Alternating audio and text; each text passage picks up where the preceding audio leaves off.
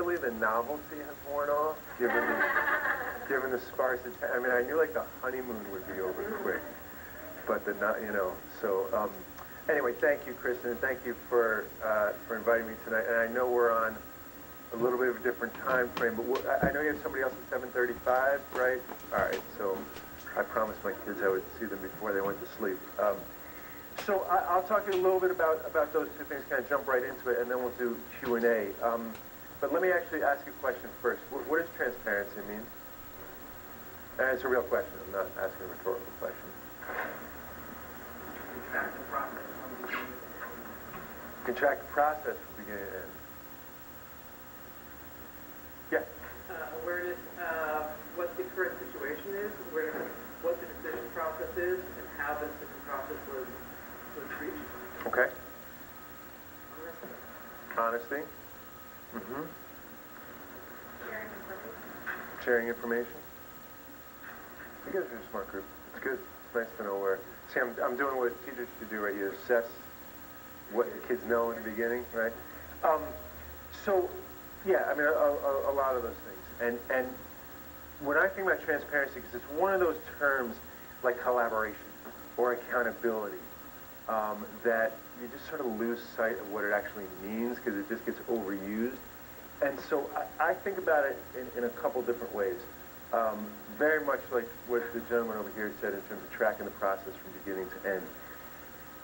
There needs to be absolute clarity about how decisions are being made. And that's the essence to me of transparency. And oftentimes it rests in a policy, right?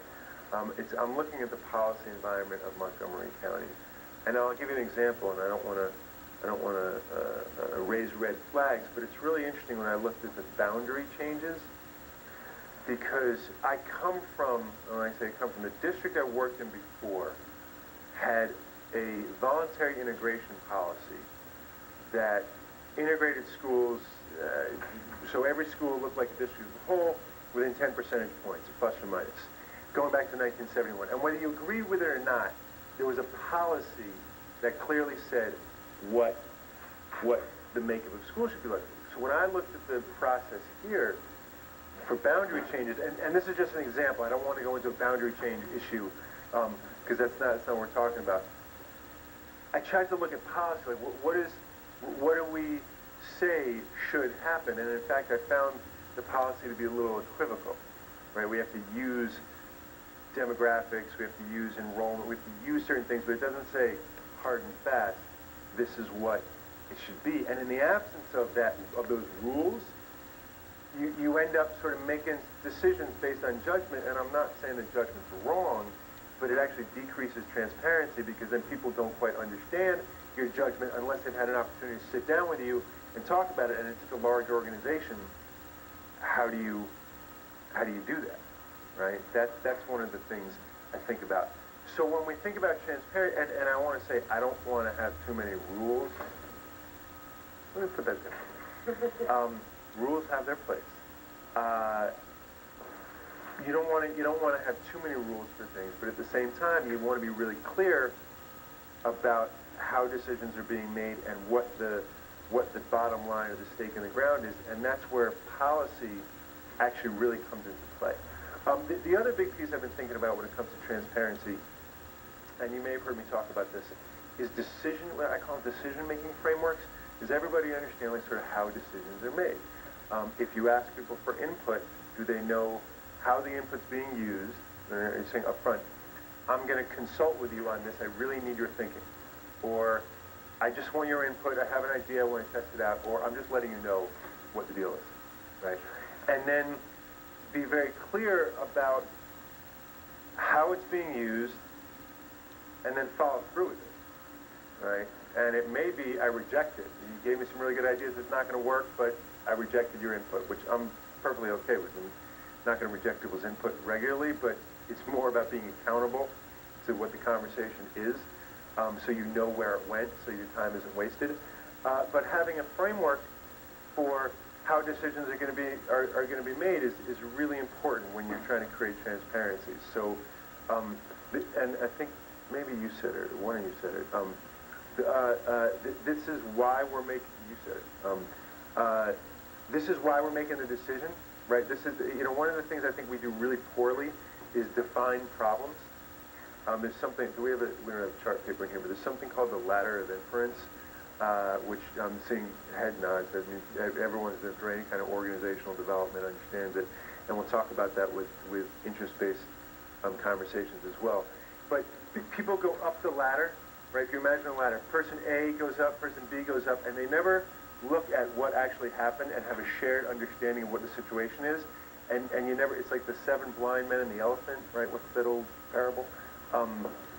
So people go up the ladder and they're talking at each other, but they don't ever have a conversation about have a shared picture of what actually happened in the situation. And then accusations of a lack of transparency come, but oftentimes it's just because there's a misunderstanding of what the other person's perspective was on the situation.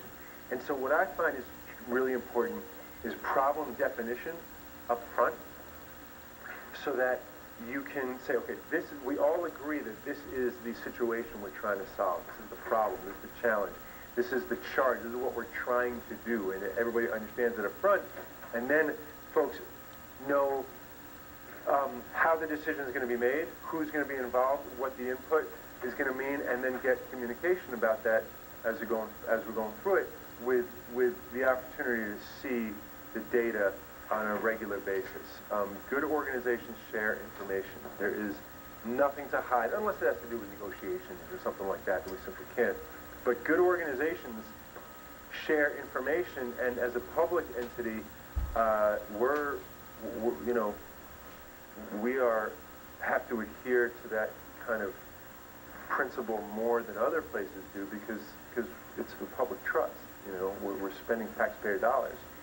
So you need to be able to access it, which doesn't mean that everybody, that we can anticipate all of the information that people will want when making their determination. I'll just give you a quick example. I once had, and again, this is in my previous district, where a couple parents were very upset they didn't get into a magnet school, were sure it was rigged, and wanted the software codes. I mean, they actually wanted to know, like, what platform the software was coded on and what the codes were to determine the algorithm. I mean, it got to a point that was just kind of crazy, right? You can see the rules, see all that, but they were convinced that some programmer had done something in the software when it was first developed that created a glitch that made it that their kid didn't get into the magnet school. That's not providing that information is not rejecting transparency. It's just not getting sucked into a ridiculous conversation with people who don't accept the fact that sometimes they won't get what they want out of a public institution, or they may be wrong. And sometimes people are just simply wrong. So transparency also does not mean that we can provide or conduct and provide the multiple analyses that people sometimes request, and the multiple ways of looking at the data and say, well, if you would match that up against that, then you would have gotten a different result. And sometimes it just gets into this cycle that I find useless, and at some point you do have to cut that off, and it's a balance. I mean, I'm just sort of being honest with you. It's a balance between presenting all the information, putting it out there, and at some point just sort of accepting that it is what it is. And you got to find that right balance. But there's nothing that we should be hiding. And the other piece of it that I think is so important with transparency is that folks have to do their homework, right? If you open up your books and you show people everything that you're doing and how you're doing it, why you're doing it, well, people need to actually read it and look at it and not make assumptions based on what they've heard out there. But it's a two-way street. So as we go forward with the transparency conversation, I'm really interested in understanding the specific processes, the specific instances that folks are concerned about, that they think isn't transparent in some ways. Because, again, I'm of the mindset that there's, I don't have a monopoly on good ideas. I have some good ideas, I like to think, but I don't have a monopoly on it. And there are lots of people with a lot of good ideas out there that can add perspective. So in order to invite people into the conversation, it's going to sort of help strengthen our collective effort to improve our schools. You got to open it up, and you got to have people, be critical, what I call critical friends, so they can really help you think through big, hairy, complex problems and big challenges. And we have big challenges. This isn't easy work we're doing. So I'm very interested in knowing if there are, and when there are specific things that come up, processes that come up that send off the transparency alarm, or the lack, everyone thinking, oh, well, you just can't figure that piece out, they're hiding it. Because I don't know yet. I mean, I'm just learning as I'm going through these processes. But it's something that I'm committed to, and is a lot about the upfront, explicit description of what's going to happen, when it's going to happen, what the data are, how it's going to happen, who's going to be involved. And it's also something you know when you see. In some ways, you can't always anticipate what the transparency issues are. So that's transparency. Let's talk about interest-based approaches real quick. So Larry Cuban, who is a really famous academic, said the conflict is the lifeblood of the superintendency, and it's kind of true. And it's also something that is the essence of organizations. It's conflict. Organizations without conflict, whether it is your family, and maybe I'm unique in that only my family has conflict, or it is your friends, who you work with, whatever else. There's constant conflict, right? And we spend, I think, an enormous amount of time avoiding conflict. When I say we, I'm generalizing. I maybe, perhaps you don't. Everyone is in a perfect family and a perfect organization. But we're constantly managing conflict, and we're constantly avoiding it as well, I think. Really good organizations recognize and sort of embrace the idea that there's going to be natural conflict. And that's sort of good. I mean, if everybody agreed all the time, we probably wouldn't be doing the right work. You probably wouldn't have the right people. You would lead to groupthink. Folks familiar with the concept of groupthink, that if you get, the Cuban Missile Crisis was a classic example of groupthink, where you get people around the table who all think they're right, they all think the same way, and disaster can strike if you don't bring in different kinds of ideas. And embrace the idea that there are going to be different ways of looking at things, and you have to engage folks in that. So the interest-based process, when you focus on interest, what you do is you avoid the idea that there's one solution. So I'll give you an example. It is a position to say that our employees must get a 3% raise next year. Now, I would, quite frankly, love to be able to give our employees a 3% raise. I'm not saying they don't deserve it. I'm just using it as an example. It's an interest to say our employees really need to be recognized for their hard work and sacrifice. Right? If you give me a shared interest, then I can work with that. But if it's if we get into the conversation, it's 3% or nothing, then I can't go anywhere. And if I don't give you the 3%, well, then clearly I don't like our employees. I don't care about kids, right? Charter schools are the only way that, or I'll use another one, and education is rife with all these if there were just statements, right? If there were just more charter schools, then we'd solve all our problems. If there were no school boards and things were run by the mayors, there would be no problems. If we had a longer school day, if you got rid of teachers' unions, if districts were run by business people, I mean, you can go on and on and on. These are all positions. These are all positions. Well, that's the only way. And then you can say, well, If you don't agree that we should have mayoral control, clearly you want to support the status quo and you don't care about kids. And I've created this really convenient ideological argument because I'm stuck to my ideology and you don't care about kids. Because if you did, you'd see my position is completely right. And it's sort of the rhetoric or the rhetoric that folks have heard like across the river a couple of years ago, right?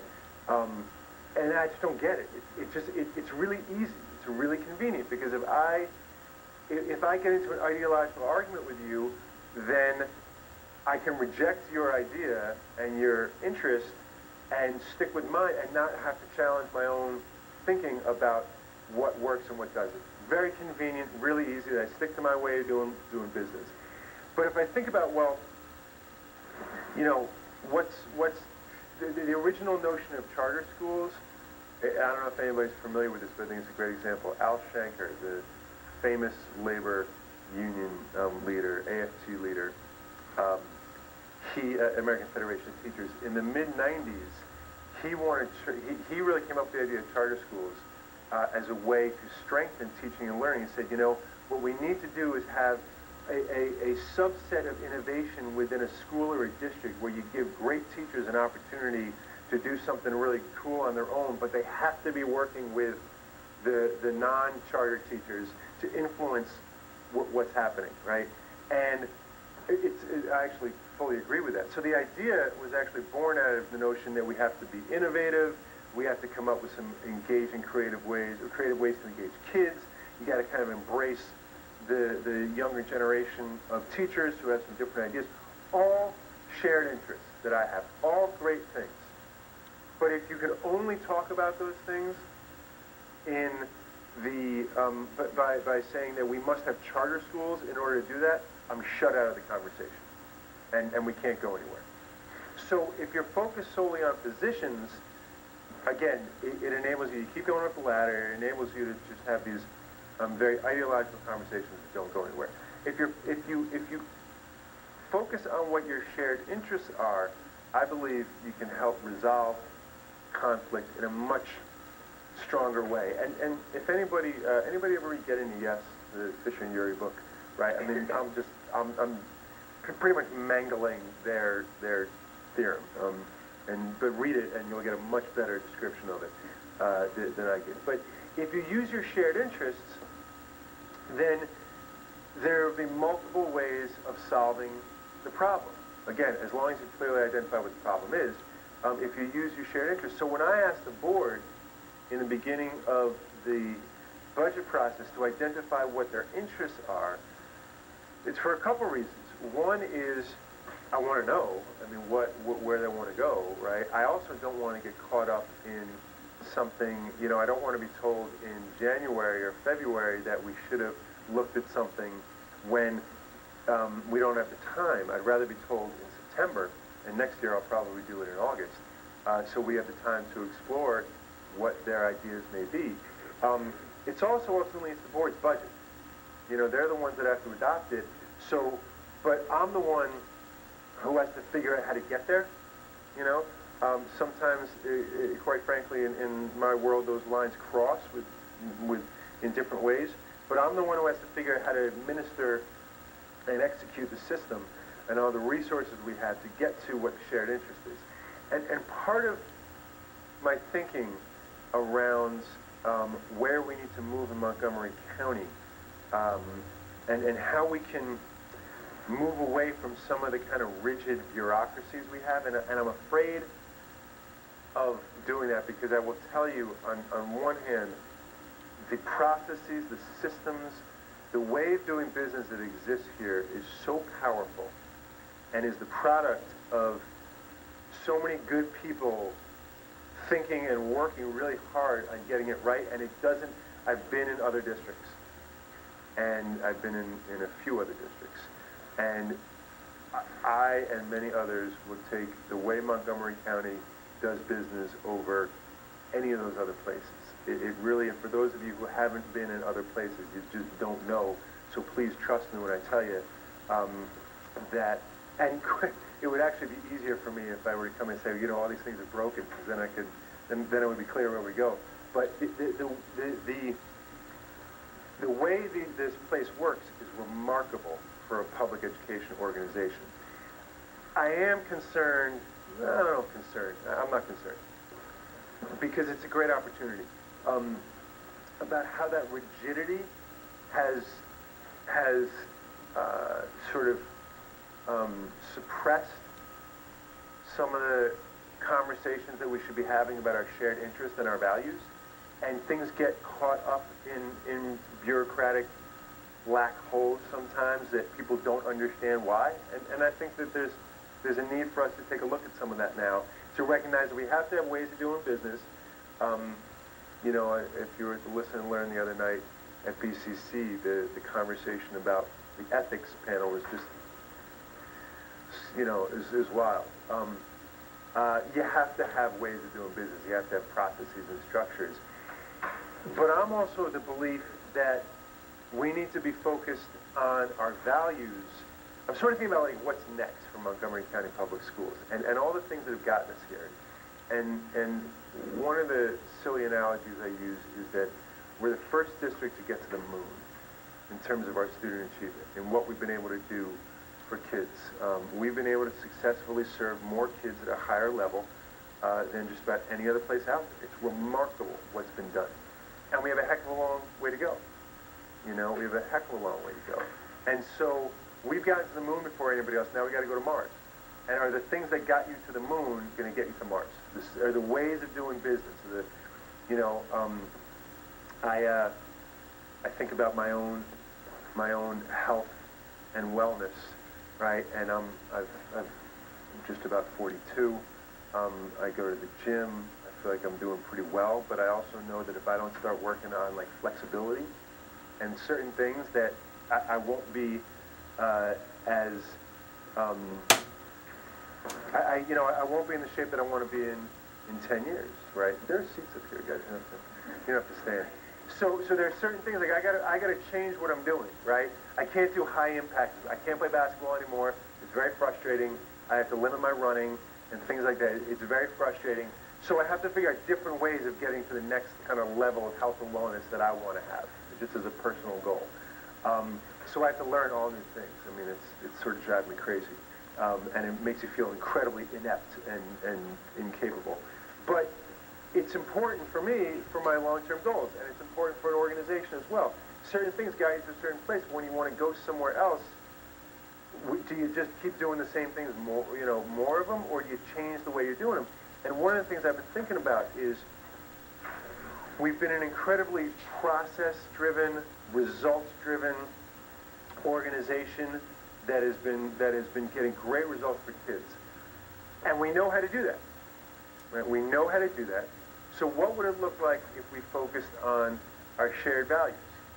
If we were really explicit about what our shared values are and what our shared interests are. Because if I know that you and I have, and I'm just picking any one of you out, well, I'll pick Kristen out because we work with her most closely probably. If I know that, if I really know Kristen's values as a leader of MCCPTA, right? And I really know, we've talked about our shared interests and our shared values, and I really know that, then I'm going to trust the way, what she does. And I may not agree with everything she does necessarily, but I'm going to trust it because I really understand what she's trying to do. And if you can focus on that, I think you're going to get a little further than just focusing on, did you follow each step of the process?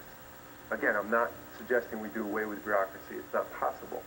But I think that more and more we have to sort of turn to each other and turn to what our shared interests and values are, and that's actually going to result in greater innovation, greater engagement of people within and around the system so that everybody feels like they have some serious skin in the game around improving our system, and that it's not, sometimes we're in where the conflict is like multiple tugs of war,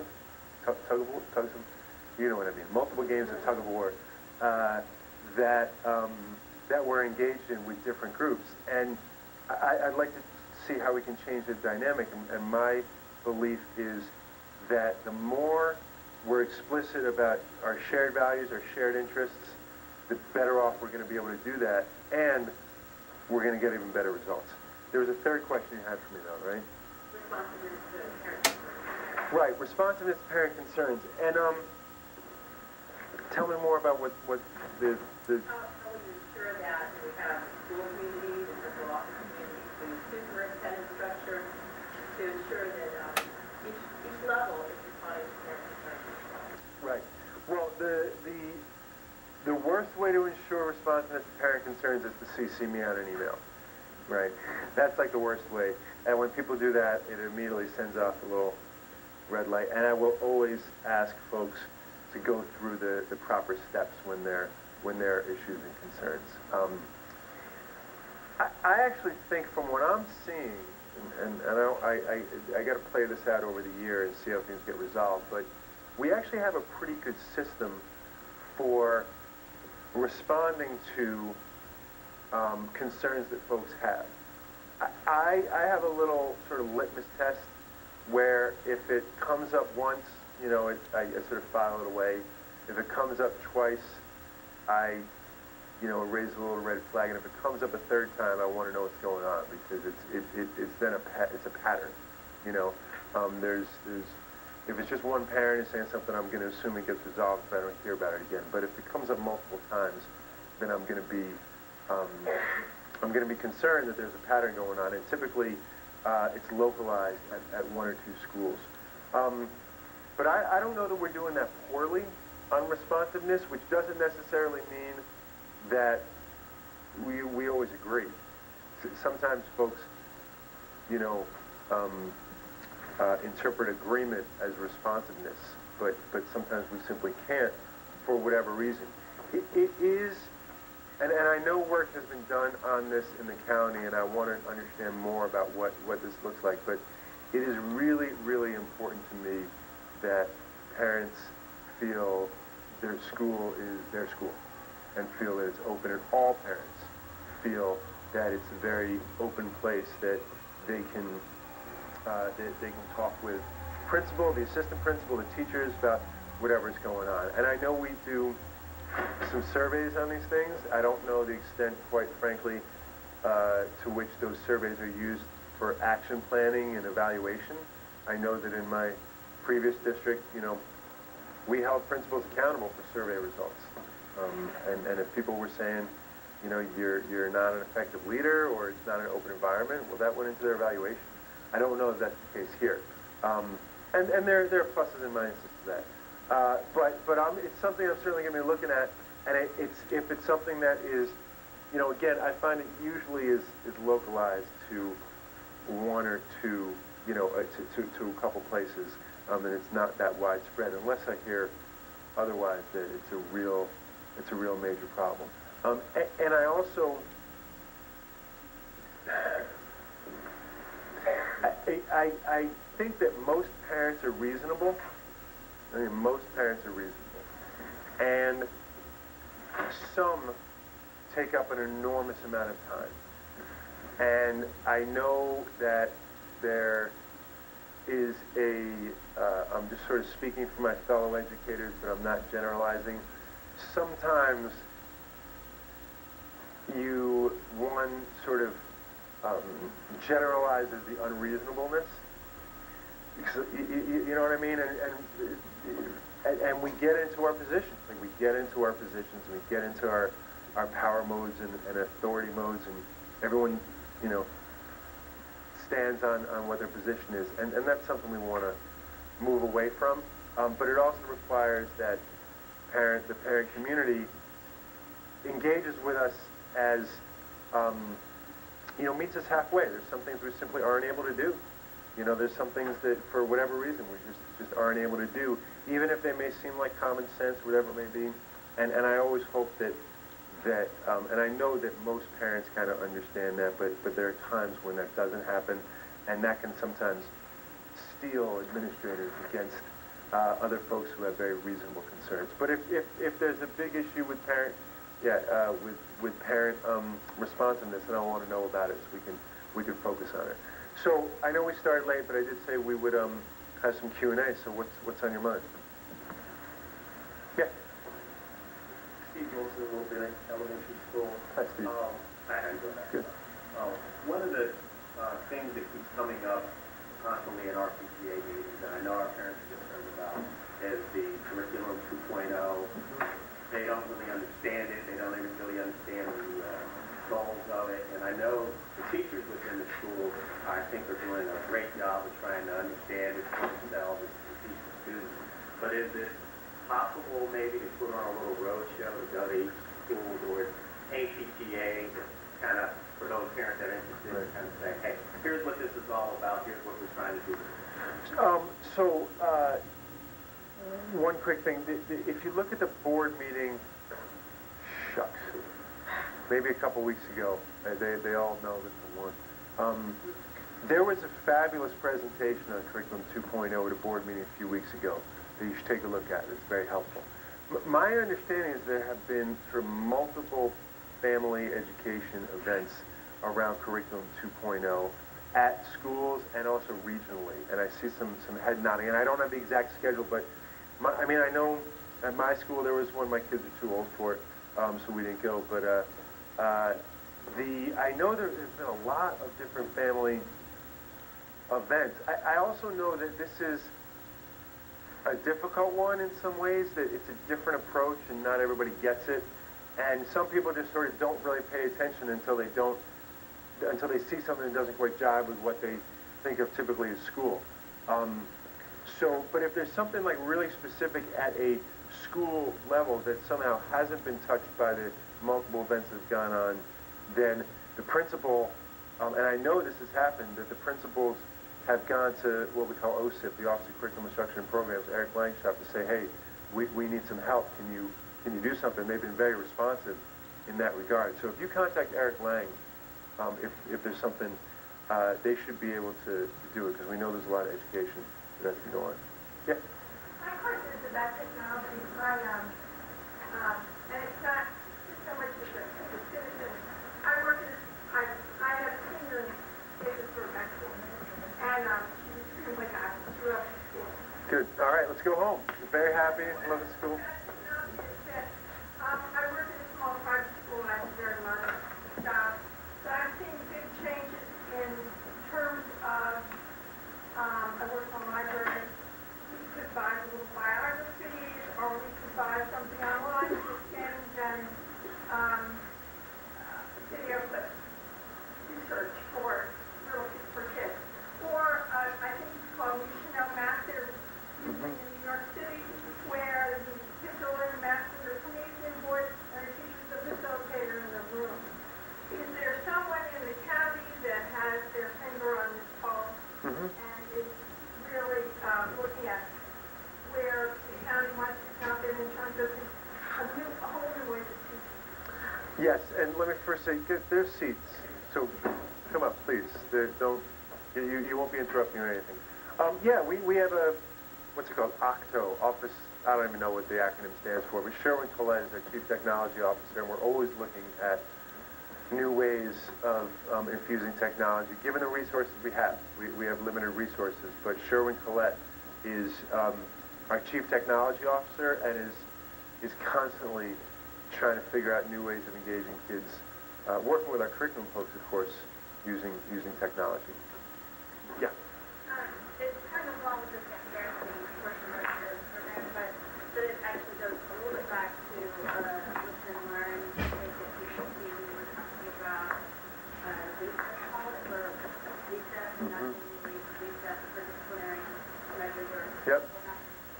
What I wanted to know from a parent perspective, not because I'm a delegate for elementary school, is how is that being communicated, and is that something that's going to be still within the principal's discretion, or is it, this is the way it is, and...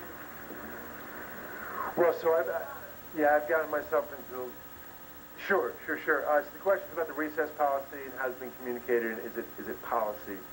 So I've gotten myself into a whole heap of trouble with this recess thing. What I thought was I made some assumptions about what currently exists, and I assumed that we actually had in policy that recess should not be used as, taking away recess should not be used for disciplinary purposes. And I will be quite honest with you in that the people who I thought were communicating that to the principals didn't, and so then they did the other day. And now the principals are very upset because the message that I was trying to give got obfuscated a little bit.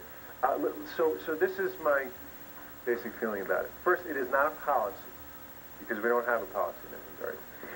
I cannot think of a good reason why anyone would take away recess as a disciplinary measure unless a child is misbehaving in recess, which is a different sort of common sense issue.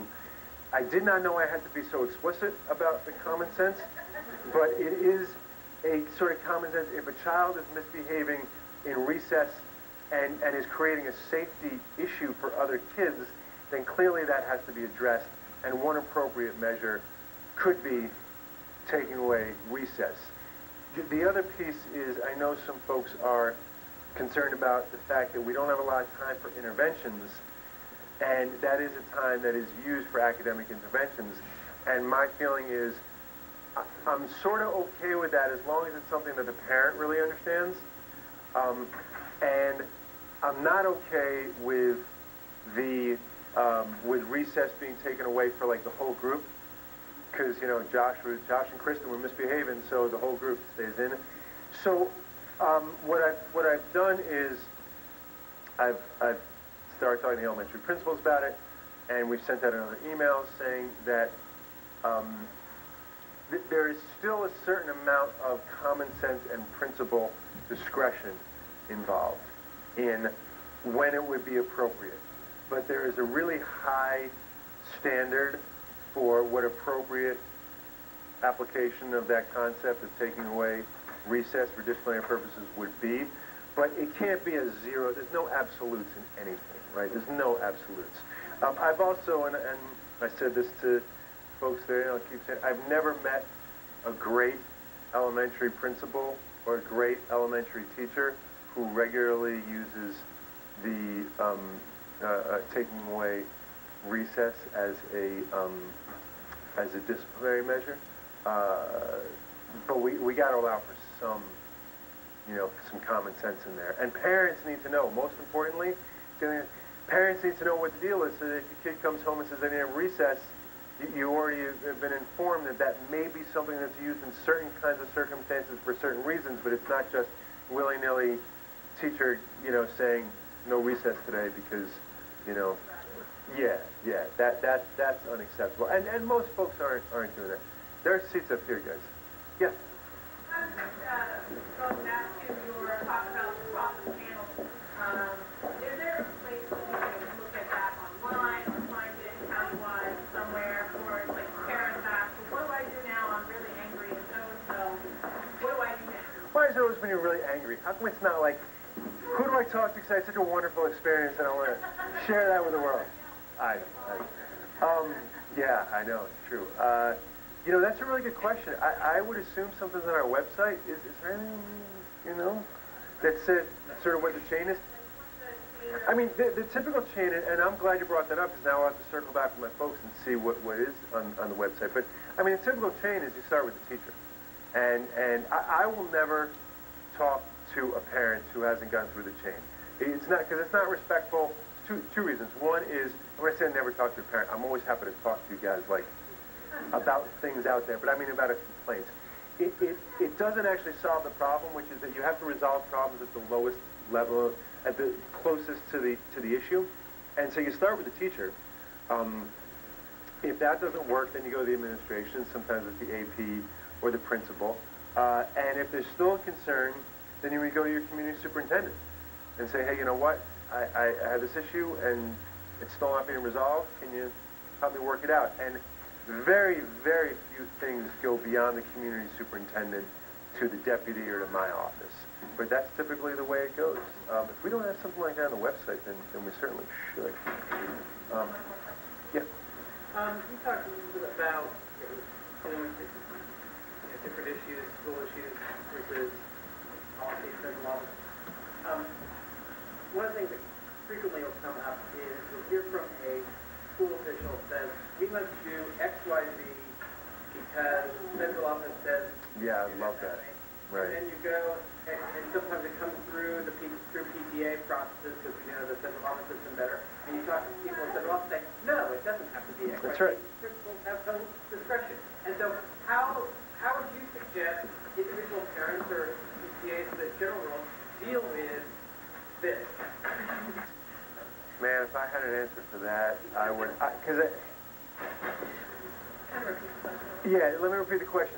So what to do about that constant sort of, we're being told to do it by central office, and central office says, no, we didn't tell people what to do, they have some discretion. It's a tough one, and I'll tell you why. It frustrates the heck out, I never, ever, I remember not my first principal, my second principal. So my first principal I loved, my second principal not so much. And I remember one time when he told me, basically it must have been with the kids. So I was working with severely emotionally disturbed kids, lots of behavior issues. And he said, well, you can just blame it on me. You can just tell them that I told you to do it. I was like, no. Well, why would I do that? They need to know, if this is what we really want to do, they need to know that I believe in it and it's coming from me. It shouldn't be coming from you. And I don't get that way of operating. So I get very frustrated when I hear that about a principal who has said that, or anybody, principal or anybody else.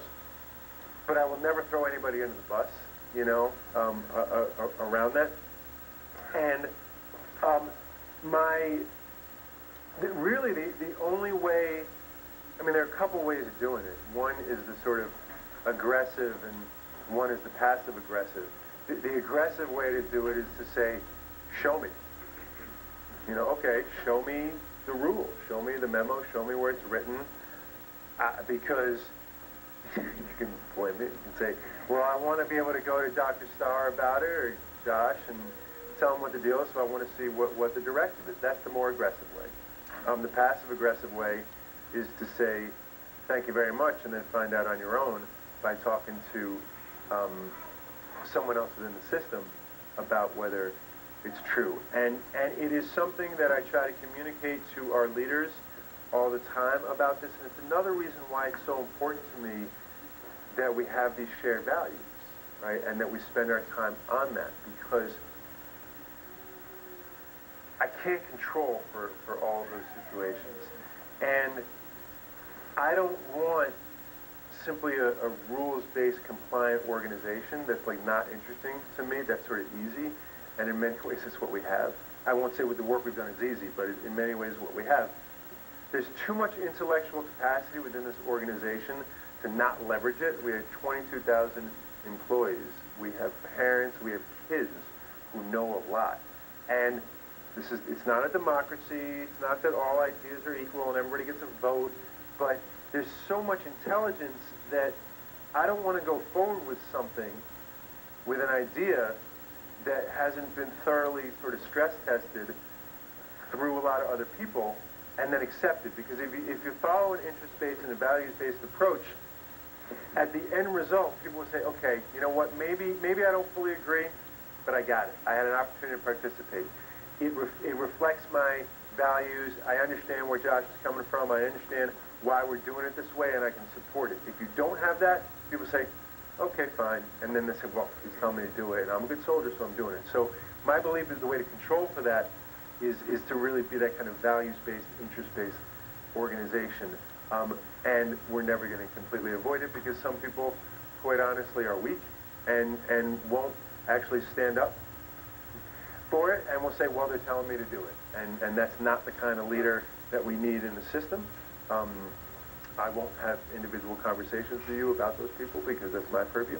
But that's not the kind of people we need leading our efforts to improve teaching and learning every day for every child, right? What we want is people who are able to stand up and make decisions and participate actively, as most of our folks do. I mean, most of our folks do, actively in building what we're trying to do and being involved in that process. So it's past my time. I know we were a little short today. Thank you, and have a happy Thanksgiving. And if you don't already, follow me on Twitter at MCPS Super. Those of you who aren't already tweeting, it's a good way that we've been sending out information about the schools. So thank you, everybody, and have a great Thanksgiving.